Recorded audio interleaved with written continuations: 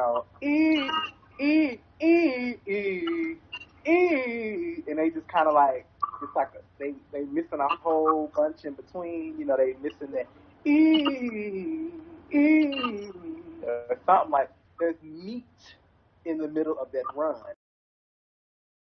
Tell us a little about that So Maven podcast. That was my regular face.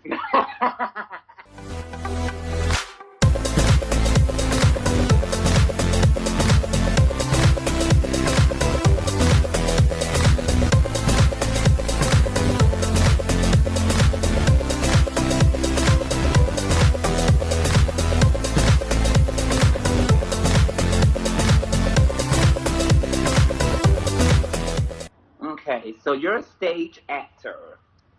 What was your most memorable role? Y'all are pulling out stuff. Cause stage actor, and y'all. When I was a stage actor, no. Let me see. So it's been a while as well since I've done stage play. The last stage play I did, I think, was like in 2016 or 17. And it was in a play called Real Life. You know what? That wasn't my favorite, so I'm not gonna talk about that. My favorite was probably my biggest role, and that was playing Seymour in Little Shop of Horrors. It was a lot, y'all, because first of all, I was black, and my school was very diverse, and I was Seymour, you know. And if you ever saw Little Shop of Horrors, Seymour was a little skinny white boy. You know, so for me to be playing Seymour, it was pretty dope. It was also like crazy because this was in high school, by the way. So you know, this is not one of my professional productions in high school. The kids couldn't take it. Like they could not take, because I was new to the theater department, and they could not take the fact that I came in there and I just got that part. They were over it. So. You know, and I became a thespian like literally 2 plays later, and they just hated it. So anyway, that was my favorite part, playing Little Shop of Horrors. Okay, so you're also a vocal coach? Yes. With using your voice so much in singing, acting, podcasting, proper voice technique is important. What is the one voice tip that you can share with our audience? The one voice tip that I can share with the audience.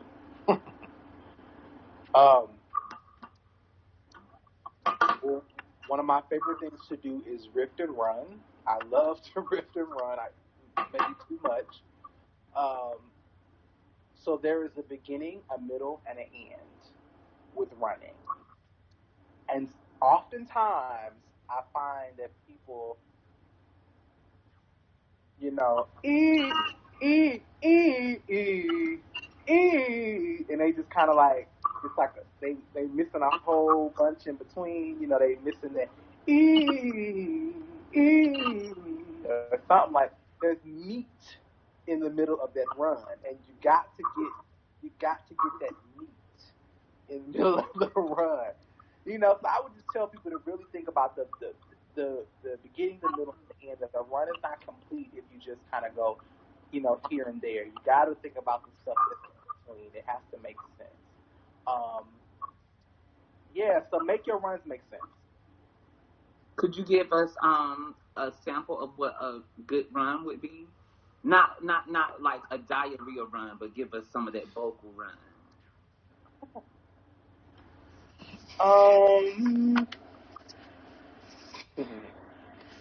Let me see. Almost. Ooh. Almost made you love me. Almost made you love me. Almost made you cry. Almost made you happy, baby. Deny.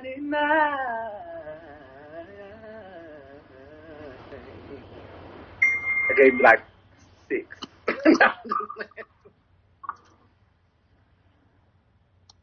So, tell us about your fitness work. How do you stay in shape and healthy? Um, so I work out every day. I love squats because I'm striving to have a bigger butt.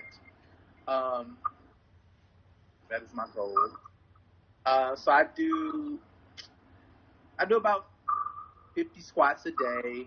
Um, and I do like this thing called right now because I'm so exhausted from COVID recovery. I can't really do too much, so I do like 30, 30, 30.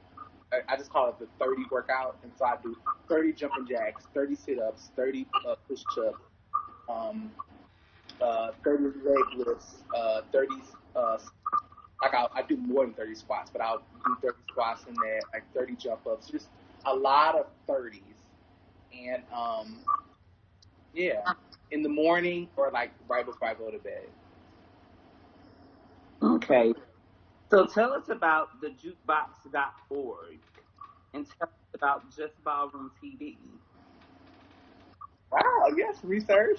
Okay, so Jukebox is this really funky website that I started this year, and I was super proud of it because I've been wanting to do something like this for a long time, and I kind of was neglecting it. And actually, this pandemic really gave me the space to do a lot of things that I've been meaning to do and wanting to do. And so the Jukebox is it's firstly a blog, and I have four other bloggers in addition to myself. They're not as active as I would like for them to be. There's only like 2.5 of us that are really active. So anybody that's listening, I'm looking for new bloggers. Um, so we do blogs, and so we write and do blogs on different subjects: politics, music, art, culture, everything. Um, we also do actual articles. So some of us really do journalism. Um, and there's also other stuff on the jukebox. So like I have the TQ Fund, which is a part of the jukebox. It is a fund for LGBTQ plus people of color, and basically what it is we give like emergency funds to folks that are in need. So like, and that means emergency fund, and no questions asked. By the way, this is not one of those things where you have to fill out a paper and say I'm going through this. No, let's say you just need $5. You're on your last dime and you need to go on the bus and you need $5, and TQ Fund has it. Then we just cash out that to you, Venmo it to you. However we can get that $5, $10, 15 to you is how we do it. And it's no questions asked. We're not here to judge what you need it for. It's if you need this money and we have it, it's here for you. And so that's a part of Jukebox. You can locate that on Jukebox. So that's Jukebox. Just Barroom TV is eventually going to be a part of Jukebox. I actually have been thinking about how to integrate that in. Just Barroom TV started to try to be brief. I started doing tribute videos for legends and icons in the ballroom scene, and a lot of people started liking it. They started sharing, thousands of shares, and everybody was loving my tribute videos to different legends and icons. So that's how just Ballroom TV started. And then I started doing like articles for different, stuff and so I'm kind of gonna mesh that in with Jukebox so that I don't have a lot of stuff going on. And I'm gonna start going to balls and like recording them now. So now I'm gonna go to balls, take pictures, and record the balls, and that's gonna be a part of jukebox of just ballroom TV. Yeah. So that's it. All right. So Logic.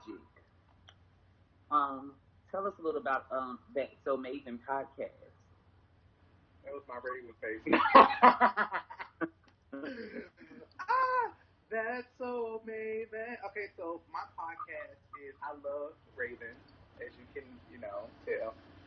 And so That's So Maven is just a podcast about self care, self improvement.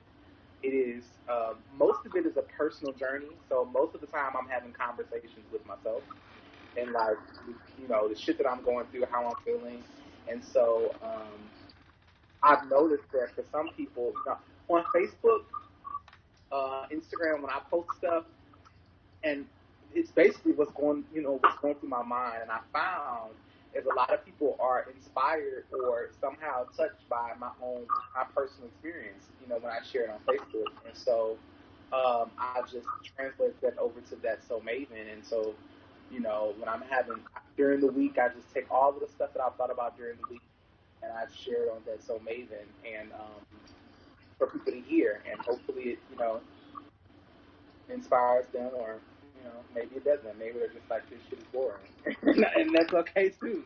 Um, but yeah, that's it. You know, I like that you say how much you love Raven because I think that you all's characteristics are very similar, especially how Raven got Miss Little 3LW Child together without saying anything negative. It just really reminds me of who you are at the core, the meat of it all. The meat. Yeah, you're right. Like I literally, when I watch her, when I knew that she was, and this, I'm probably gonna get in trouble. When I knew that we were like similar, is when she made that comment on Oprah that everybody went crazy over when she was like, "I'm not black," or like, "I'm not African." What did she say? Like, "I'm not." One of those, I'm not black or I'm not African American. Everybody was like, well, what do you mean I'm American? It's like, what do you mean? And I understood exactly what she meant when she said it. I was like, oh yeah, like I get, because I feel like she's so misunderstood, and I think that people don't understand when you live life through a certain lens, you don't see things the way that everybody else does, and it doesn't mean that it. So when people see you or see what you say or hear what you say, they're looking at it through their life lens of life. And with Raven, she was raised on TV. She was raised on the Cosby Show. She was raised in Hollywood. And so her whole lens on life is so different, and in some ways it's so pure. It's like it's so like pure, and it's so like Maven Logik Lee. No social media handles you would like to share? You may access all of my social media handles from MavenLogicLee.com.